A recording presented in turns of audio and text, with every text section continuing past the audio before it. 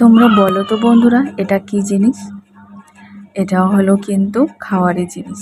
তো এটা হলো আমরা বলি ছেঁকা শাক। তো তোমরা যারা রাজবংশী তারা তো সবাই জানো যে ছেঁকা শাক কাকে বলে আর কি দিয়ে বানাতে হয়। আর এই যে এটা হলো সজনার পাতা।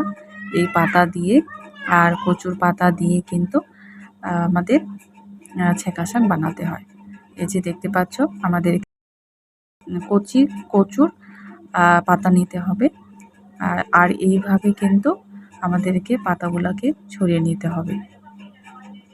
খুব সহজে একটা পদ্ধতি। আমরা কিন্তু ভীষণই পছন্দ করি এই জিনিসটা খেতে। আর বানাতেও বেশি একটা টাইম লাগে না, খুব তাড়াতাড়ি কিন্তু রান্নাটা হয়ে যায়। এটার জন্য আমাদেরকে দিতে হবে রসুন, আদা আর কাঁচা লঙ্কা। এগুলোকে কিন্তু পেস্ট করে বানাতে হবে। পেস্ট করার পরে আমরা এখানে কচুগুলোকে তোমরা চাইলে এভাবে ছোট ছোট করে গোল গোল করে কেটে নিতে পারো। আর না চাইলে এমনিতেও হয়ে যাবে। তো আমরা এভাবে সুন্দর করে কেটে নিলাম। তো এটা আমার বোনের খুব পছন্দের একটা খাবার। তারপরে কড়াইয়ের মধ্যে হালকা জল দিয়ে দিতে হবে, আর তারপরে দিয়ে দিতে হবে আমাদেরকে পাতাগুলো।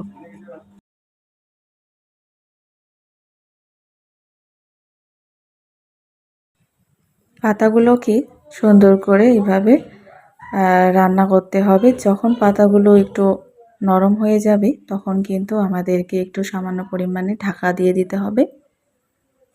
আর এটা যেহেতু ঢাকা না দিলেও চলবে, তো তারপরে যখন সেদ্ধ হয়ে যাবে আমাদেরকে দিয়ে দিতে হবে রসুন, আদা আর লঙ্কার পেস্টটা। তারপর এখানে দিয়ে দিতে হবে আমাদের যে ছেঁকা শাকে না দিলে যেটা আর কি অসম্ভব।